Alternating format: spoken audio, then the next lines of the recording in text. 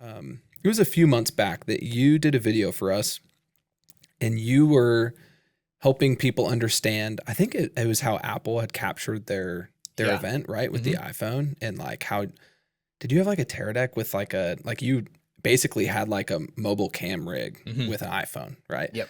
And people loved that video. And people hated that video. Yeah, of course. Right? Which that's why he did it. That's why he wants to poke the bear a little bit. He knows what to do. Drake knows the socials. So why? Obviously, we see this often. The majority of the church is pretty scrappy out there. Yeah.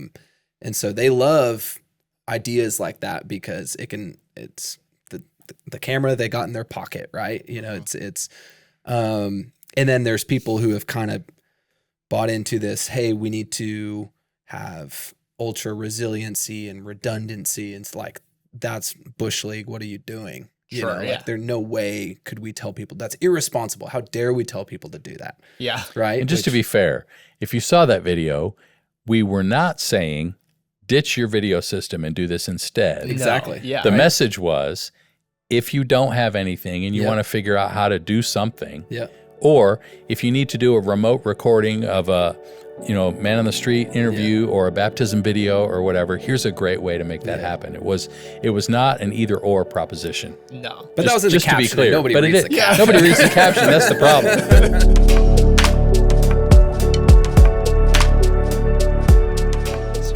Well, I was telling Drake earlier, like that, and they're going to be walking out the door for their senior year. So yeah, Jeff likes to remind me of this often. It's bananas. I'm just telling you, time is a thief. Yeah.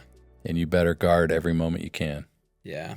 That's why you go camping when it's 100 degrees. Dude. And your kids come home a sweaty disaster. Like, this was amazing. Yeah. Exactly. And I'm like, I'm really glad that was awesome for you.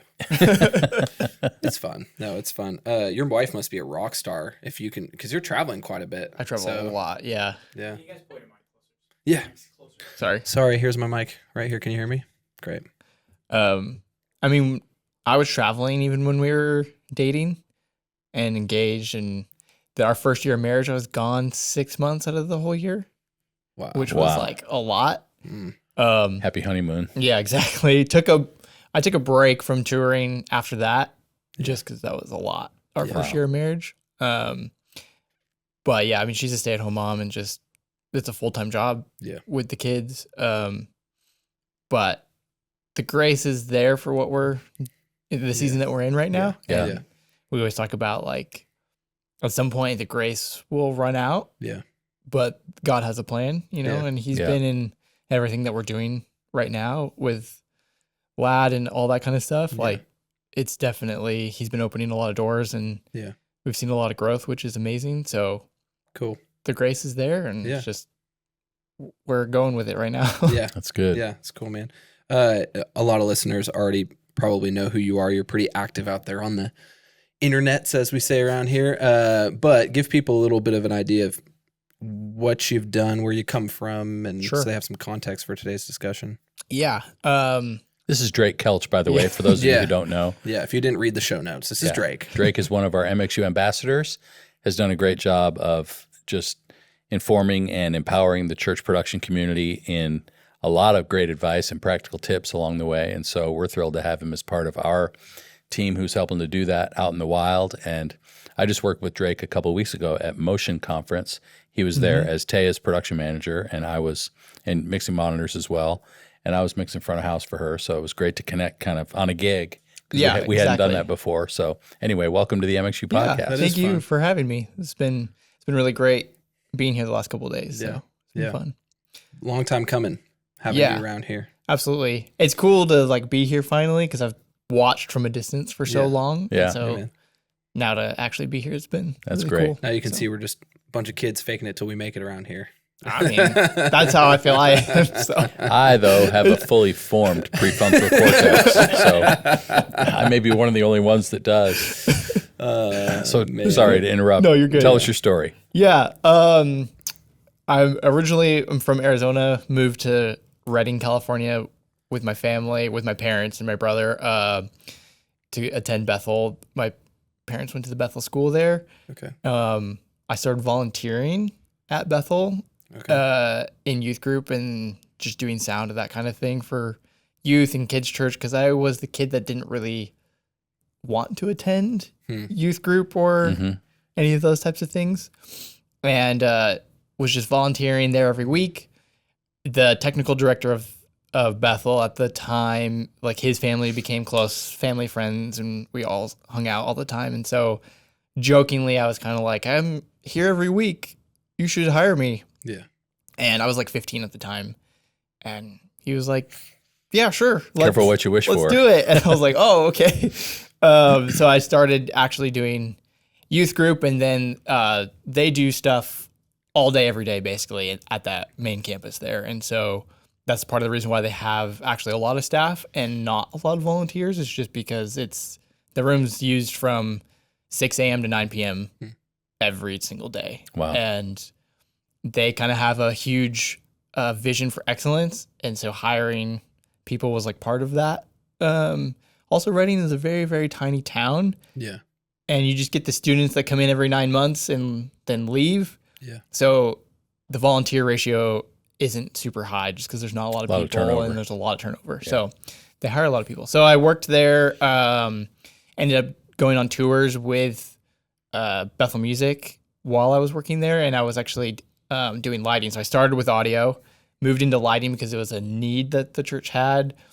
For a long time when I was there, the only lighting on Sundays was the fluorescent lights in the room and a few park cans on stage. That's all that they did. No way. And wow. About the time, Chris Greeley's kind of a big name, about the time that he got there and they started doing more with Bethel Music, Clint All became the production manager for the church, and he was like, why is this all the lights that we have? Like, we got to do more than just this. Yeah.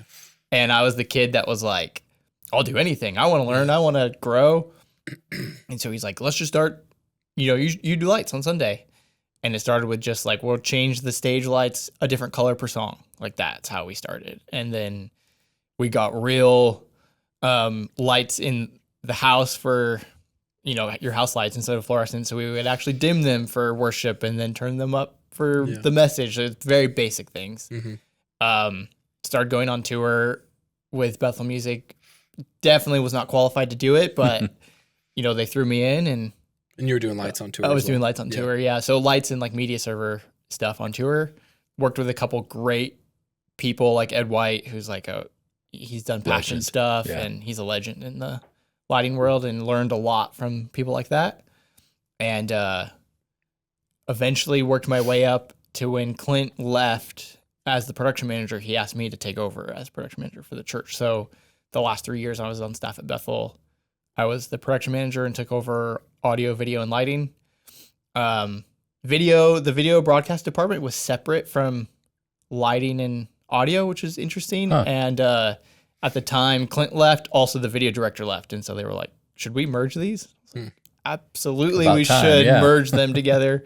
So I took over both those departments technically and ran it through 2020, which is an interesting year. And then the Lord said, it's time to be done. So I listened and moved to Colorado, worked for an integrator for a couple years, and then started freelancing and then started working with Taya. That was like through a Bethel connection because of her Hillsong connection. They're all kind of connected. Started traveling with her, really realized, okay, the live events is what I love to do. I love anything from helping produce them to production manage. Like, it's just, that's the world that I want to live in. And then started LAD so that way we could actually do that for churches and actually help churches with their events and start doing that kind of thing. So I still production manage for Taya and then run LAD, and we work with churches all over the U.S. And so that's what we're doing now. And you're doing front of house for Taya? Yeah, most of the time I do front of house and I do monitors from front of house. Okay. Part of that is I'd rather bring a lighting person with us, and so it's a little bit of a budget thing of just like, instead of having a front of house and monitor person, I think it's really important to have someone cover your visuals as well. That's good. And so we had a couple bad encounters with house monitor people at different events. And so I was just like, nope, from now on, I'll do it. Yeah. I can take care of it. And the guys like the mixes. So it makes it easier. That's good. Yeah. Well, you told me a story at lunch about how LAD got its name. Yes. So tell everybody what LAD is. So LAD, that's our AVL production company, and it technically stands for Liam, Andrew, and Drake. And so we all worked for Bethel. Liam still works for Bethel Music. Okay. And at the time, we were doing a bunch of designs for Bethel, and we needed a Google Drive folder to put all the documents in. And Liam was just like, "Oh, just name it LAD. It's our initials." Yeah. So that name has been around since 2018. Yeah. And then when we needed to start a company for all the legal and insurance reasons, I was just so it's really just a folder on Google Drive. Yeah. Yeah, that's all exactly. It is. Wait, are Liam and Andrew your brothers? Andrew is actually my brother. Okay. Liam's not. Okay. Brother in Christ. But Christ. Liam and I have been friends for ever, like as long as I can remember now. So that's cool. What are their production specialties? So Andrew is our lighting designer. Okay. He does all of our CAD stuff, all of our design stuff, and programs lights. He's a killer programmer. Okay. And then Liam actually falls into like the media server world. He travels with Elevation doing their D3 stuff, and then is also PM for Bethel. So actually, both of them are great production managers as well. But I feel like everyone that's a production manager still has that lane that they like fall into that they're good at. Yeah. So that's very cool. It's really interesting. Jeff, you can shed some light on this because you've been around for a minute. I feel like I don't meet many people who do audio video lighting at the level that you do it. Historically, it feels like people always just kind of pick one lane. Yeah. But like, I just can't think of, because I mean, we haven't even talked about like video, but I first kind of knew you as a video guy. Like that was like when I found out you did audio, it was not, embarrassingly, it was not that long ago. And I was like, oh, Drake does audio too? Like what's going on? Yeah. Corey Edwards is one that. Corey is a good example. Like he does lighting and audio. Yeah. But he's a great audio mixer, but he's a great designer and a great, production design in general and lighting specifically. He's like, I would trust him to do both of those. I don't know if Corey's a video guy at all or not, but he's the only other person I know that would be like solid in more than one discipline. Well, yeah, and I think that was something I'm realizing, like in younger people coming up through production, they're doing all of them, which is something I was curious. Like, especially for you as a 15-year-old in church, like you're eager, you're going to want to learn everything. Absolutely. And so you're just like all in for whatever. Yep. And so there's, I mean, that's awesome. Like I wish everybody did that. Yeah. Just to become kind of an expert in all of production. I think it would. Yep. It's a great way to not only make yourself employable, but make yourself kind of indispensable at the same time. Sure. It's kind of needed too in a lot of churches. Yeah. There's one guy doing it all. Yeah, absolutely. Yeah, it's funny because video was always like the hobby that I liked to do, but until like 2018, it wasn't really a profession, or like I didn't do it professionally. Started with audio, did lighting, and then when I took over the video department, I was able to get really into video. But even on the side, I would always film weddings. I would always do like that thing as a teenager. Yeah. So I always had a camera. And then just started doing it more. And now I've gotten like, it is kind of, my Instagram is like very video focused. And then when I started working for Taya, the need was like, can you do audio? And I was like, well, it's been a while, but sure, I can do audio. Yeah. That's great. That's cool, man. Well, before we get back to further talking about your thoughts about production specifically, we have a segment here on the podcast where we do a service review of church's live stream. Yep. So we're going to take a few minutes and look at Calvary Church here in Knoxville, and we're going to look at their stream and listen to their mix and see if we can have any kind of helpful comments to make them better. So you want to give a quick rundown of what they're dealing with? Yeah, it looks like they're using an M7 at front of house. Yeah. And so this is interesting. All inputs processed through waves. Yeah. And then get sent to Dante. Their Allen Heath SQ5 at broadcast receives those inputs via Dante. Then the output of that mix goes back to the M7 to get another final dose of processing before it goes to the live stream. So that's an interesting approach for audio. Then they've got 3 Sony FS5, man, FSSF, whatever, cameras, and then a Blackmagic switcher. So cool. Let's take a look. Yeah.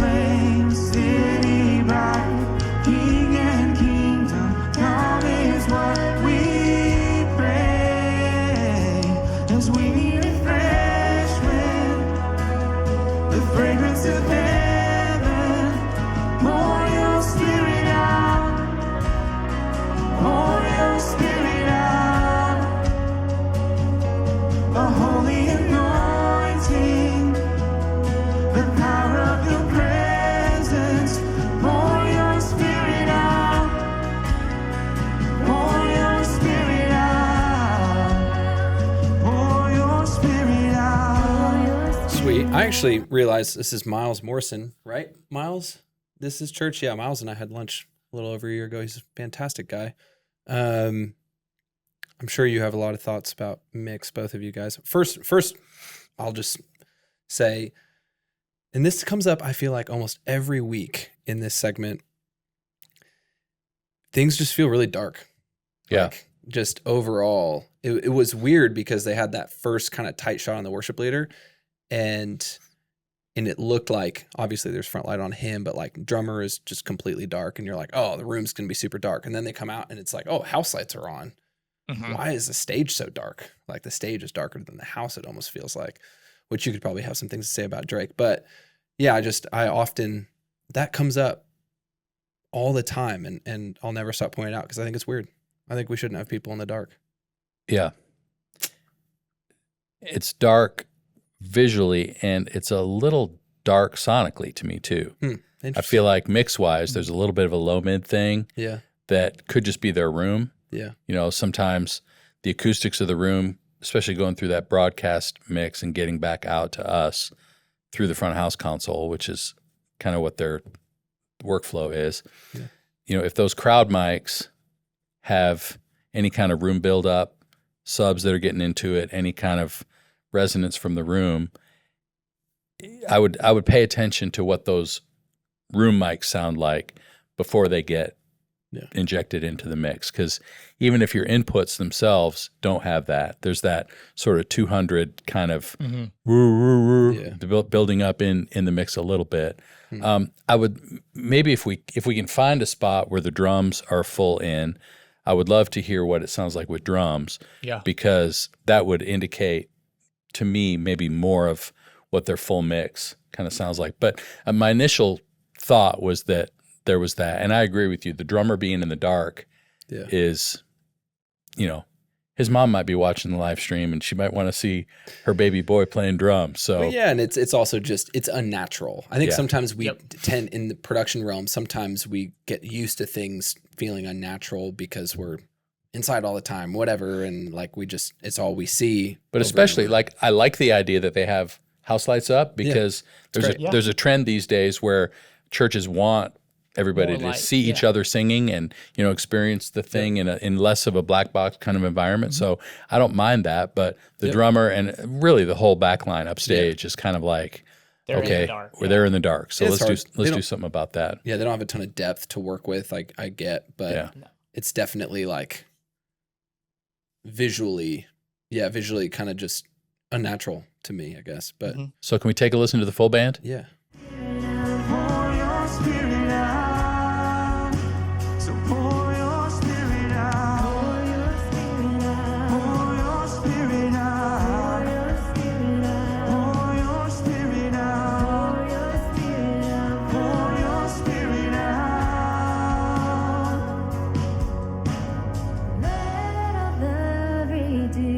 Okay, cool. So a couple things that I do really like Yeah. One, I think, there's a clear sort of male-female duet kind of thing going on. Mm-hmm. I really like the fact that you can clearly hear both parts and it feels like a duet. The issue, though, is that you've got a couple other people on stage and I don't hear their vocals at all. So especially on those choruses, I would love to hear more of like, what's everybody else doing? And maybe if the audience is singing, let's get their singing in there too so that it sounds more like a congregation. Yeah. If it's just a special where it's supposed to be a duet, I think they've done a great job in balance between the male and the female. Both vocals sound pretty good. It's like, arrangement-wise, I think they're doing good with what they've got. But I would love to hear as it builds to hear what those other singers are bringing to the plate. Yeah. Yeah. What are your thoughts, Drake? Yeah, I think mix-wise, I would agree with Jeff. And maybe the vocals might have been a little louder than the rest of I'm not sure if the vocals are too loud or the band's not loud enough. Exactly. But definitely bring the band up around those vocals, especially as the song builds. I want to hear more than just piano. I felt like the drum, even when we got to the spot where the drums were full on, the drums aren't really bringing much impact. So, exactly. Those would be the things I would work on mix-wise. Mm-hmm. Yeah. I don't know if this is it, but it also feels like there's something on the left-right working pretty hard as far as compression. I can't tell, or maybe just everything is really compressed, but it just feels like something's pumping pretty aggressively. I mean, from an M7, probably part of the reason why they have every input going through waves is for timing. Yeah. So that there's not latency for the channels that aren't being processed through waves or through plugins. Yeah. So I would say if that is the case, then that's great. If every channel is going through waves and receiving a bunch of processing, then that might be an issue. You might be over-compressing some things or might be over-compressing the left-right bus when it comes back into the desk. Yeah. I think there's a lot of things. It's funny when we listen to mixes every week, like, okay, what's the one thing you would, because you could do a lot to improve, so what's the one thing? And I would say maybe trying to bring the band up around the vocals but the issue with that is that it may sound great in the room. Yeah. Because the drums acoustically in the room it's true. might be providing a lot of sound in the room for the audience that you're not going to hear, you're not going to need to hear so much in terms of fader position because you're hearing it acoustically in the room. Yep. So to the broadcast engineer, I would just pay attention to, making sure you're monitoring in an environment where you can hear what the audience online is hearing in a way that says, okay, what's happening in the band that I can bring up around these vocals to provide a little more body and impact to the overall mix. Yeah. Yep. It's cool. I'd agree. Very good. Well, great job, Miles. Thanks for submitting. And for those of you listening, if you would like to submit your service, hit up support@getmxu.com. We'd love to check it out and give you some feedback. So tomorrow we've got content coming out on the MxU platform on Resolume, media manipulation with Resolume. It's a long time coming. We've had a lot of requests for Resolume content. Yeah. And as a that's a media big one. server, video guy, like it's a huge topic, and a lot of people are using it. It's so powerful. Yeah. Have you met Caleb Shamblin? Mm-hmm.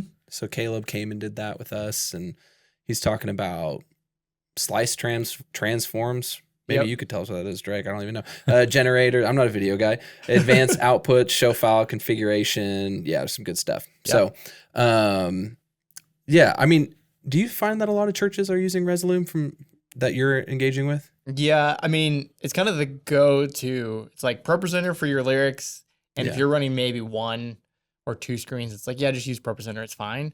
And then as soon as you start breaking up into different screens or different weird aspect ratios and things like that, it's like, you should probably start introducing Resolume. It's honestly, it's not that expensive. Yeah. And it's so powerful what you can do with it. Resolume was like a VJ software originally, and a lot of people started using it for media server stuff. So they've fully pivoted and entered into that media server world to where it's like, even the big shows, it's like, if you're using D3, you're like way up there. Yeah. And if you're not, it's usually Resolume. Yep. It runs on Mac and PC, so it doesn't matter like what platform you're used to at your church. Yeah. And you can just keep expanding. Like you can add deck links. There's just so many things that you can do with it. Yeah. To where it works. That's good. Fantastic. Even at Motion when we were there. Yeah. They had 3 Resolume machines and to run all those LED screens, and it was awesome. It was awesome. There was a lot of LED kind of broken up throughout the upstage wall, and so they were able to really do a lot of creative things in terms of how their video assets were being distributed to the walls, and it ends up being an opportunity to be super creative, which is really cool. Yeah, so Caleb talks a lot about Arena and just gives great advice on just workflows and setup and all the things you need to do to make a stable system happen. So go to getmxu.com, and if you're on the MxU platform, it'll just show up in your library tomorrow. If you're not, you need to be. So go sign up. Yeah, for sure. It's gonna be great. Cool. For the main event today, we're talking a little bit about value engineering, which before we even go into this, I was just thinking some people might not even know what that means, or there might be some people might think it means something that it doesn't mean. Drake, just set the table first. What is value engineering? What describe from your vantage point? What is that? Yeah. I would say value engineering is like looking at your entire production system, audio, video, and lighting, and where do we put our money, basically, is like that broad overview. So there's a lot that you can spend your money on. And so it's just that value of like what has the biggest value for us as a church, whatever church you are. Yeah. Now, a lot of people see value engineering as a term and they think it's a negative. Yep. Because, it's like anybody who's ever worked with an integrator on a big project, it's like, here's our blue sky. And then the budget comes back and they're like, okay, we need to value engineer this thing, which means cut it all up because we're not going to get everything we want. And that's not necessarily what we're talking about. Sure. Yeah. So there is that stage of the integration process where there is a value engineering piece where a lot of things may get modified, cut, reduced, whatever.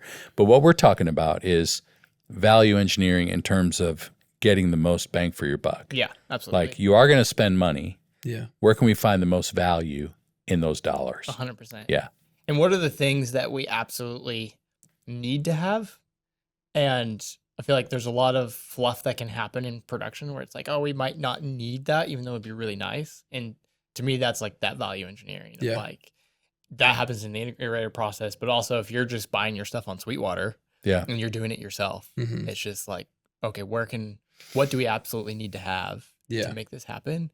I think some of that does come from the overall vision of your leadership in your church. Because like, for example, my background is obviously Bethel, and audio was a huge thing for years, and it still is the number one priority.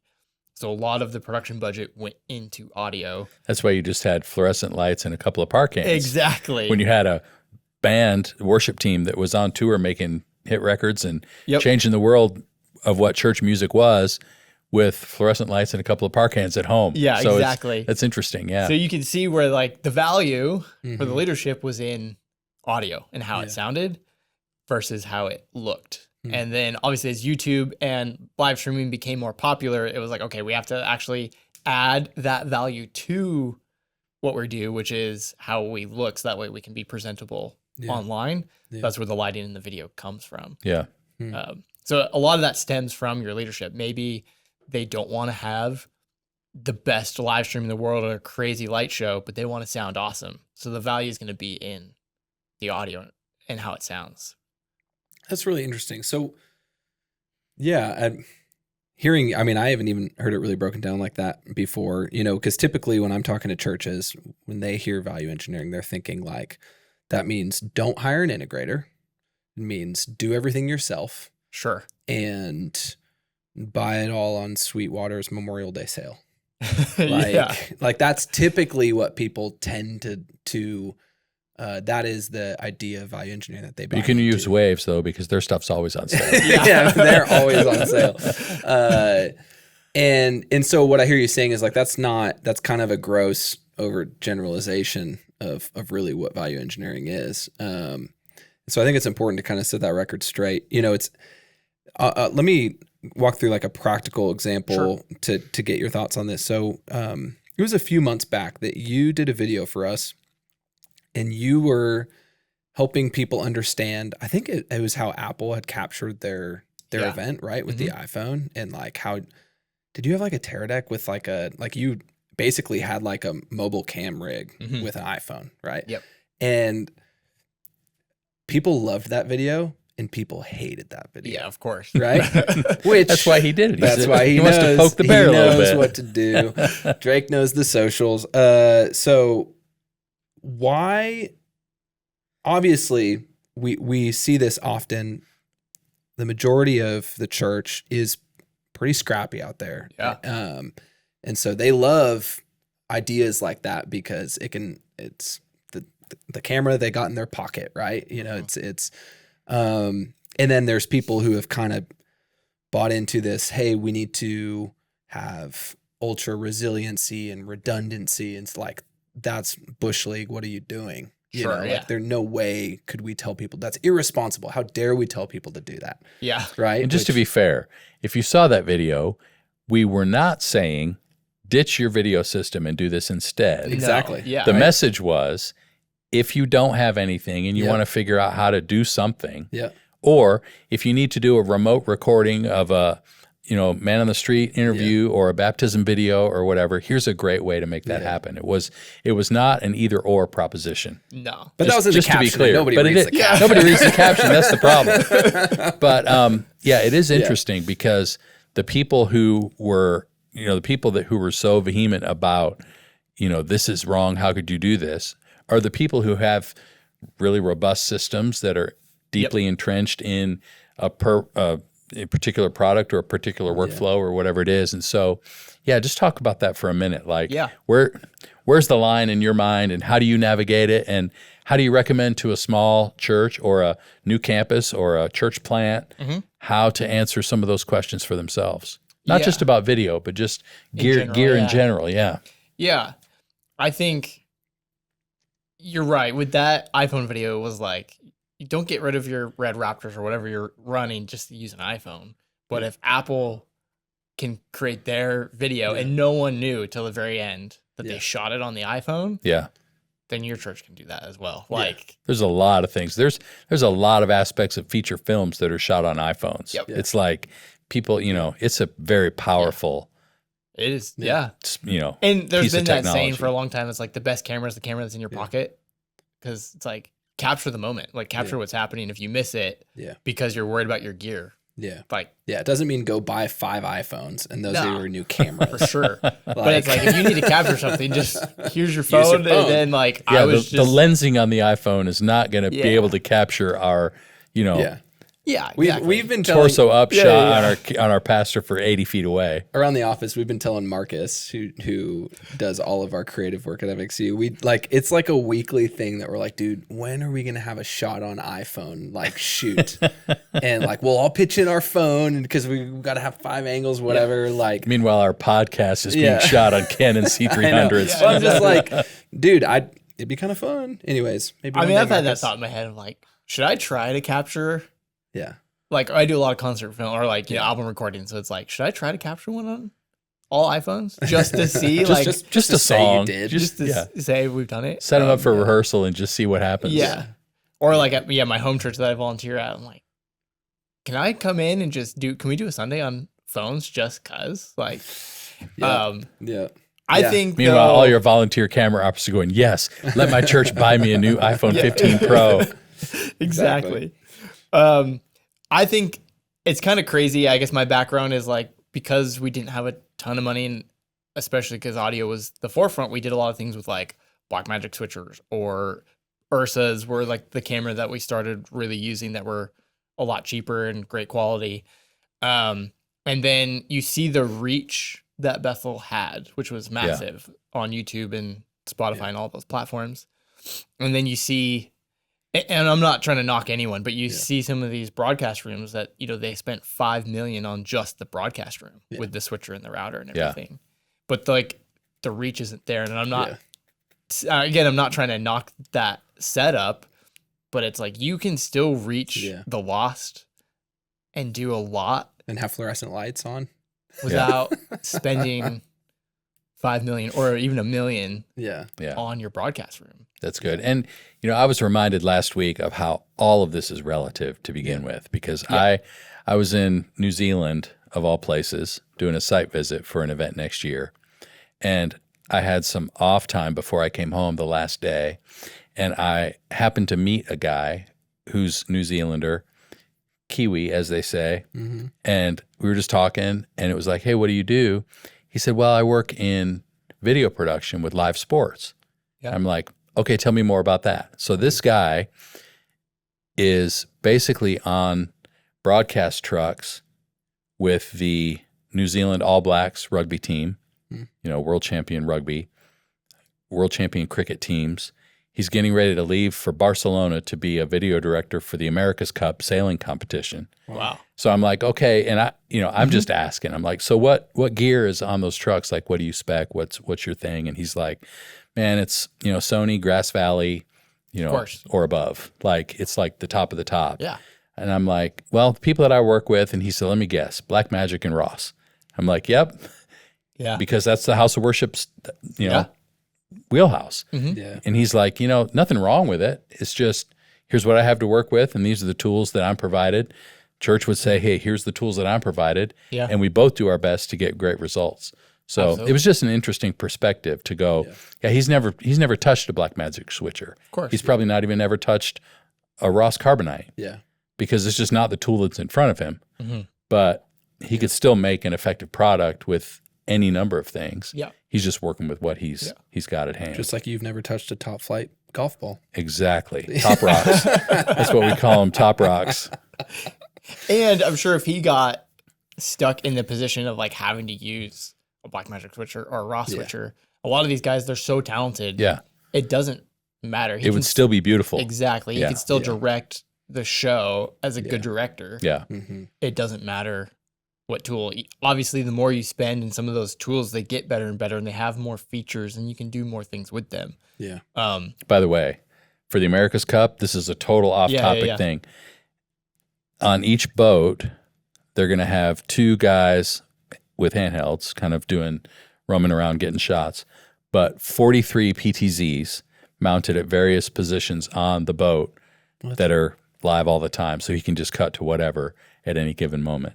That sounds like an engineering nightmare. That sounds like hell. Totally nightmarish.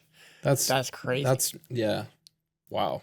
But he's gone for months to be able to make this happen so that we can all watch it on Nat Geo or whatever, whoever broadcasts the America's Cup. It's like the PGA tours, like the golf tournaments and stuff. It's like every hole has its own truck, its own director with their own set of cameras, and that all feeds into a master truck. Control, yeah. And then they still have cameras for the interviews and the helicopters and all that stuff. Like, that engineering has got to be insane.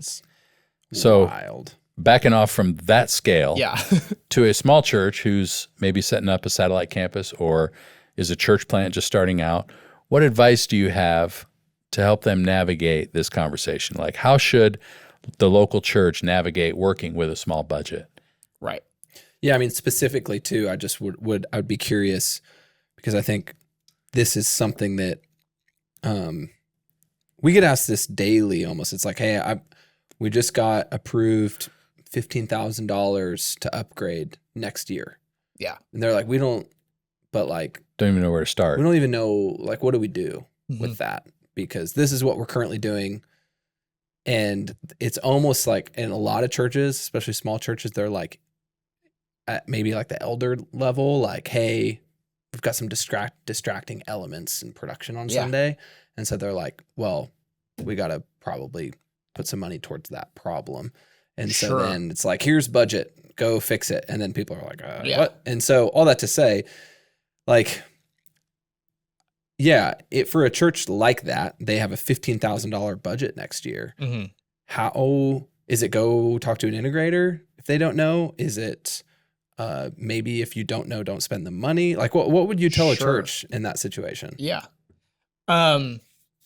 First off, I would identify a problem. Like, is there a problem? Is something broken? Yeah. Because that's an easy place to pinpoint like where to spend money. Is this console failing? Is this projector going to blow up in the next 2 months? It's like, okay, maybe, we should spend the money on the failing equipment. That's an easy one. Understanding, it's kind of what I've said in the past, but like understanding what is the vision of the house. If it's like, hey, they want to upgrade our live stream, they want us to look better, and they gave us $15,000 to do it. It's like, okay, cool. Now we have somewhere a target to hit. Yeah. Of like our live stream needs to be better. Mm-hmm. Asking for examples. If it's like, if your leadership is like, hey, we want our live stream to look better, here's $15K. It's like, all right, what are some examples? What are live streams that you like? Mm-hmm. So that way you can start understanding again, narrowing that target down, where it's like, oh, they might say Red Rocks or, Elevations live stream or whatever it is. So that way now you have something to hit and not just this like giant target of like, oh, we got to look better. What does that, what does that mean?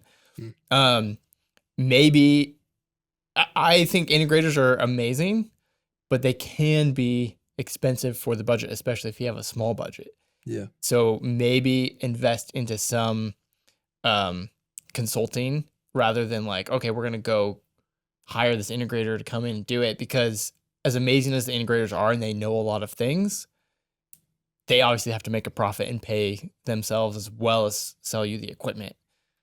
Integrators are amazing, but maybe let's pay a little bit of money for consulting for someone to come in, or just remote consulting or whatever that looks like for the church, to be able to understand and have an outsider help you understand where to spend that money. Because an outsider might be able to help you find those opportunities that are pain points in the first place. Exactly. If you truly don't know how to improve, you got to talk to somebody. Yep. Yeah, that's good. Yeah, and it's like maybe you know the pain point and you don't know how to fix it, or maybe you don't know what the pain point is. And that outsider could easily come in unbiased and say, oh, that sounds really bad. Oh, that looks really bad. You should probably put some money into that. Yeah. And just help you start understanding. Because if you're in your workflow and you're just going day to day, you might not even see the problem, because it's just what you're used to every single day. Yeah. And what you're dealing with. Even the church that we looked at today on the podcast, they might not notice that their drummer is sitting back there in the dark. Exactly. Because they know him. They know their room. This is how it always looks. And this might be just a quick thing for them to go, oh, I never really saw that before. Yeah. What if we put a light behind him? Mm-hmm. Okay. That's a great example of like, it may not take much to make it a lot better. Mm-hmm. That's really interesting. And someone like that stream that we just saw, it's like, it's as simple as maybe a few LED bars up above the stage, just to downwash, create that color wash across the band. Yeah. And that's all that you need. So it's not like an expensive fix per se. And who knows, maybe they had the lights and they just weren't turned on. Like we just don't know. Yeah. But it's probably not an expensive fix just to add a little light on the backline. Yeah. That's cool. You do you have any stories to share or situations you've been in where you have seen somebody value engineer their system, but it has ended up causing more problems for them down the road that has ended up costing them more money in the long run versus if they would have maybe taken a different approach to start? That's a that's a good one. I'm trying to think if I know a specific story, but I could see where that, if you're trying to save so much money, and you just keep devaluing everything over and over again, you're buying like 5 converters to get your switcher to work, so you don't have to buy a new switcher. Exactly. That's the conversation where value engineering is taken in the wrong way. Yeah.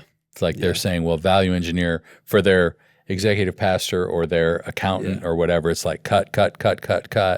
Yeah. And then, well, we don't have anything left to actually plug in our gear or, make a picture happen on the screen. Or we have like, or we're gonna get a LED wall, but we can't afford a processor. Right. Like that that won't work. I was gonna say, I think one of the biggest ones that I see a lot of churches do is everyone wants a big LED wall. LED walls are expensive, Mm-hmm. especially a good one that's going to last you.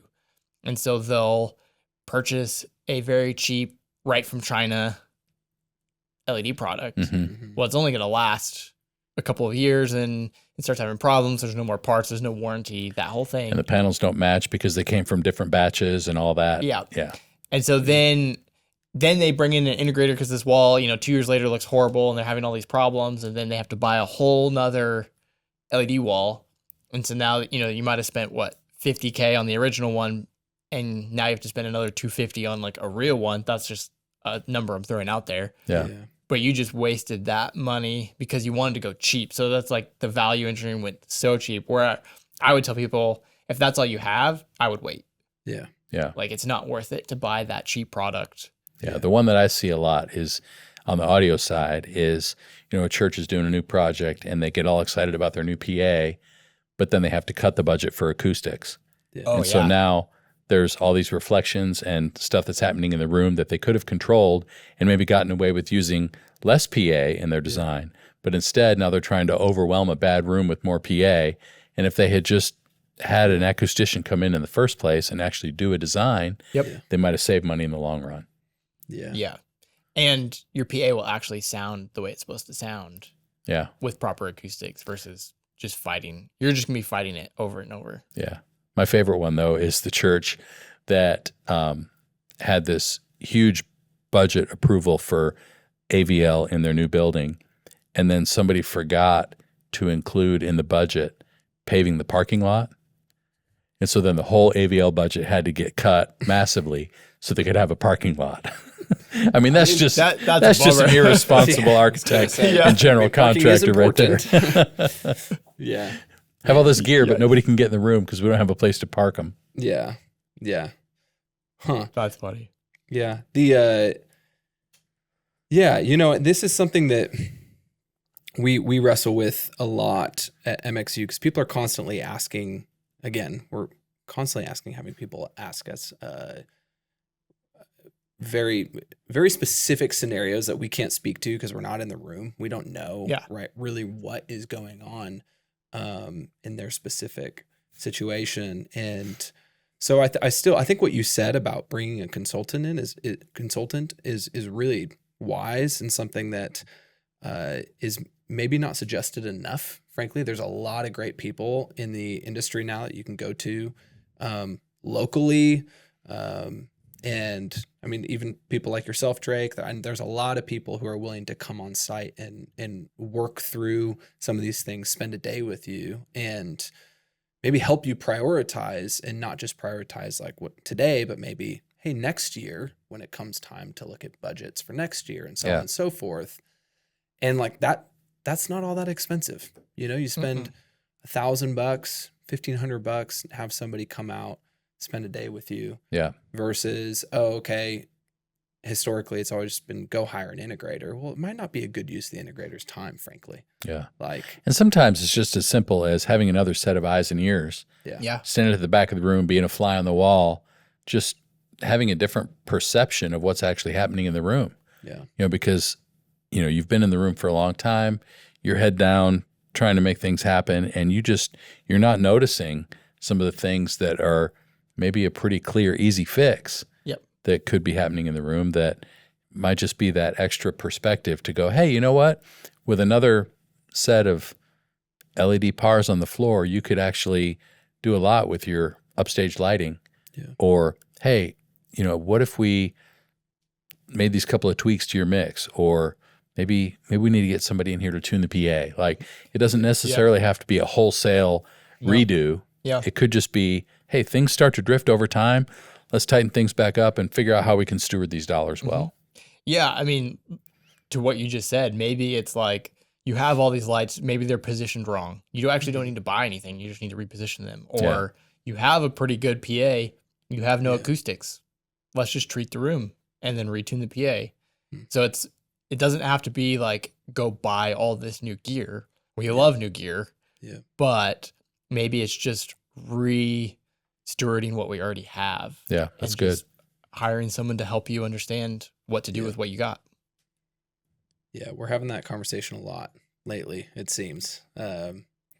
And it also kind of comes with maybe simplify a bit before you look at like to move forward. It might take a few steps back and recognize, before we want to take on like we want to start live streaming, before we really want to take on that project, let's make sure it sounds good in the room.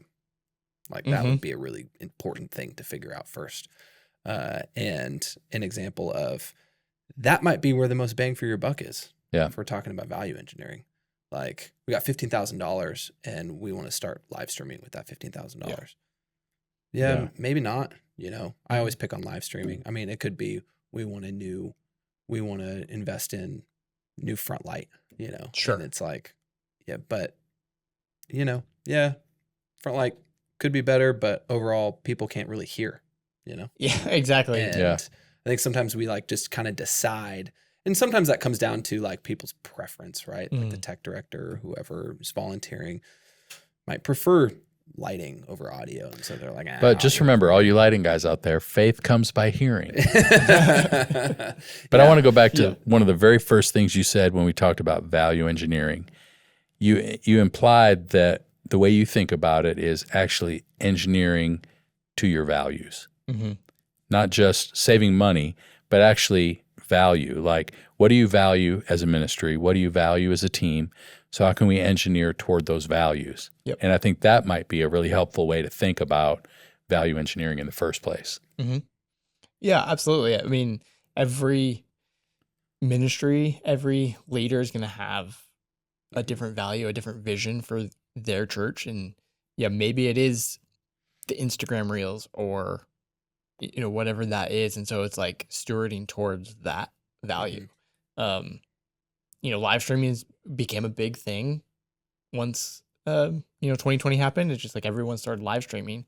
And I've actually talked to a couple churches even this year about, we've thought about stopping. Like, we're going to stop live streaming. Like, we did it because it was like the thing. Yeah. And we realized, and it was necessary. And it was necessary during that time. But we realized like it's actually not necessary and not part of the value of our church. That's what my church did. Yeah. Like after COVID, they turned it off because it was too much to maintain and it didn't really look and sound that great to begin with. Exactly. So like, let's focus on what's happening in the room. And if you want to experience that, then come in the room with us. Yep. Yeah. And it's been a huge success. So, and hot take maybe because 90% of the time it's not needed anywhere. Spencer doesn't have it's a separate reservations about his. It's a separate podcast episode, but it for sure is just like, I think when people, when they're more honest about, not keeping up with what somebody's doing down the street, in that situation or some of the situations you're talking about, like, I think that's more what it's about. I think oftentimes with something like that, it's like, well, everybody did it a few years ago. And so now if we want people to show up to our church, we have to be online, which feels weird. So, but to be fair, some people treat online as a campus, and they have invested a lot of resources into making that a pretty engaging experience for the people who do that. I don't want to throw that baby out with the bathwater, but those cases to me are few and far between. Yeah. The whole that's another episode too. We should get into like what's an online campus. Yeah. But I think you're right. That is happening a lot in a lot of places. Yeah. Well, this is super helpful, man. I think it's really again, I think a lot of churches are in this space right now of trying to figure out again post COVID and looking at future upgrades now that maybe they have started live stream, they got over that hump, and it's like, hey, now where do we go from here? And we have a ton of respect and appreciation for people like you who invest your time into the community, social media, and all the other ways that you do to help them learn these things and not just do it for them.